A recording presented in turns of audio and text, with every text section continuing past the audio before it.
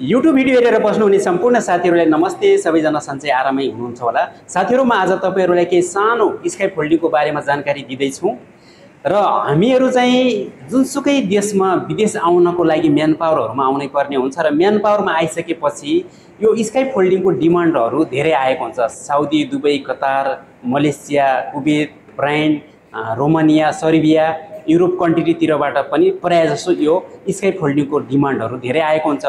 र अब हामी गाउँघरतिर बस्ने मान्छेहरूलाई, कहिल्यै पनि विदेश नआएको मान्छेलाई स्काई फोल्डिङको काम भनेको के हो, कस्तो हुन्छ, गाह्रो साह्रो कस्तो हुन्छ, ओटी चल्छ कि चल्दैन, के गर्नुपर्छ जस्तो लाग्छ। जबसम्म हामीले त्यो देखिँदैन तबसम्म थाहा हुँदैन स्काई फोल्डिङ भनेको के गर्नुपर्छ भन्ने जस्तो लाग्छ।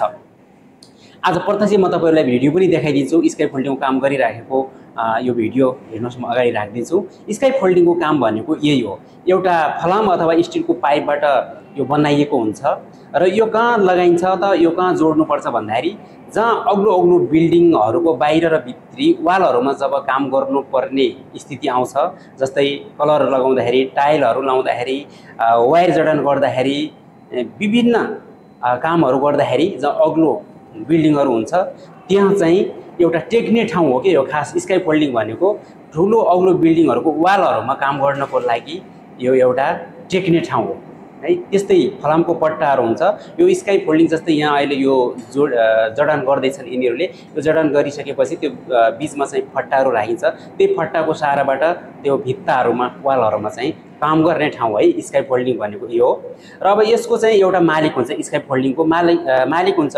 र स्काई फोल्डिङको काममा आउने कामदारहरूले सिर्फ यसलाई चाहिँ सेटिङ मात्रै गरिदिनुपर्छ।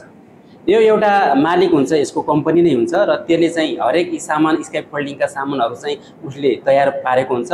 र अब कहाँ कहाँ माग हुन्छ त, कुन कुन ठाउँमा नयाँ बिल्डिङहरू, नयाँ घरहरू निर्माण हुँदैछन् त्यहाँ चाहिँ उसले चाहिँ माग गर्छ। माग गरेको ठाउँमा अनि वर्करहरूले के गर्नुपर्छ त, ट्रकहरूमा लोडिङ गर्ने, लोडिङ गरेर चाहिँ लिएर अनलोड गर्ने अनि त्यहाँ चाहिँ सेटिङ गरिदिने। त्यहाँ चाहिँ कुन ठाउँमा गर्नुपर्ने हो अनि त्यहाँ सेटिङ गर्ने, रेडी बनाइदिने। अनि अर्को ठाउँ कन्ट्याक्ट लगेको हुन्छ, अर्को ठाउँमा जाने। यो काममा घुम्न पनि धेरै ठाउँमा, धेरै बिल्डिङहरूमा चाहिँ घुम्नुपर्छ। जहाँ जहाँ यो सेटिङको सामानहरूको अर्डर हुन्छ र त्यहाँ पुर्याउने र सेटिङ गरिदिने अनि अर्को ठाउँ जाने। अनि त्यहाँ सकिसकेपछि ठ्याक्कै कति दिनसम्म त्यहाँ गर्नुपर्छ, कति महिना, कति दिनको लागि त्यहाँको माग छ र त्यो सकिसकेपछि फेरि त्यसलाई खोल्नलाई, त्यसलाई त्यो सेटिङहरू त्यो खोलेर फेरि लोडिङ गरेर चाहिँ अनि आफ्नो कम्पनीमा अथवा अर्को कुनै कन्ट्याक्ट लगेको छ भने ठाउँमा पुर्याउनुपर्छ। यही हो स्काई फोल्डिङको काम भनेको। यहाँ गरिराखेका छन् साथीहरू। जुनसुकै देशमा जानुहुन्छ, Saudi, Dubai, Qatar, Europe country, Romania, जहाँ जानुहुन्छ यही हो है त स्काई फोल्डिङको काम भनेको। कहिले पनि विदेश नआएको भाइहरूलाई अनि गाउँघरतिरको भाइहरूलाई चाहिँ थाहा हुँदैन। म आफैलाई पनि थाहा थिएन, यहीँ आएर चाहिँ देखेको हो। प्रायः हाम्रो नेपालतिर यसलाई अग्लो अग्लो बिल्डिङ भएको ठाउँतिर प्रयोग गरिन्छ भने, नत्र बाँस लगाएर ढलन गर्ने कामहरू त्यस्तो गरिन्छ, प्लास्टर गर्ने कामहरू गरिन्छ। तर विदेशतिर भनेको स्काई फोल्डिङ एकदमै आवश्यकता पर्छ। त्यही भएको कारणले गर्दाखेरि स्काई फोल्डिङको पनि धेरै डिमान्ड जान्छ र यही हो काम।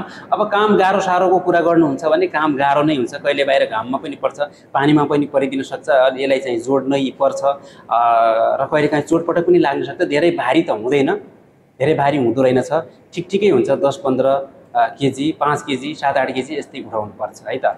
अनि अब यो सेटिङ गर्ने क्रममा चोटपटक पनि लाग्न सक्छ, त्यो आफूमा भर पर्छ भने खासै एकदमै गाह्रो त छैन। तर पनि अलि हार्ड नै हुन्छ। घाम पानी भन्नु पाइएन। कहिले बाहिर शीतलो ठाउँतिर पनि जोड्नुपर्छ भने, कहिले बाहिरी ठाउँतिर पनि जोड्नुपर्ने हुँदो रहेछ। यही हो है। ल हेर्नुहोस्, काम गरिँदैछन्, जोड्दैछन्। यो मलेसियाको हो स्काई फोल्डिङ भनेको। यही हो। बन्नी पाइपहरू हुन्छन्, सिक्नुपर्छ, यसलाई मिलाउनुपर्छ ब्यालेन्स। अनि तल सबैभन्दा सुरुको ब्यालेन्स मिलाइसकेपछि माथिको फटाफट जोड्न यो सबैले सिकिहाल्छ। ट्रेनिङ गर्नुपर्ने चाहिँ हुँदैन। आएर 1-2-3 महिना काम गऱ्यो भने सबैले सक्छ। किनकि सबै रेडी भनेर एकदमै फिटिङ बनेको हुन्छ, त्यसलाई जोड्न मात्रै सक्नुपर्छ यी पाइपहरू है।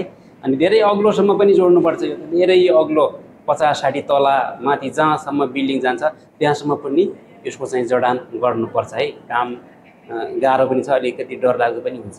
स्काई फोल्डिङको लागि आउनुहुन्छ भने यही हो, हेर्नुहोस् है त। भनेर मात्रै हुँदैन, भनेको हामी खासै बुझिँदैन। प्रत्यक्ष हेऱ्यो भनेपछि स्काई फोल्डिङ भनेको यस्तो रहेछ भन्ने कुरा हेऱ्यौँ भने थाहा हुन्छ। अनि इच्छा भएपछि आउने, इच्छा भएपछि नआउने है त। यही हो। कति बुझ्नुभयो के बुझ्नुभयो, विभिन्न देशहरूबाट गएको हुन्छ है त। अनि कमेन्ट गर्नुहोस्। आजको भिडियो यहीँ भेटौँला अर्को भिडियोमा। By by.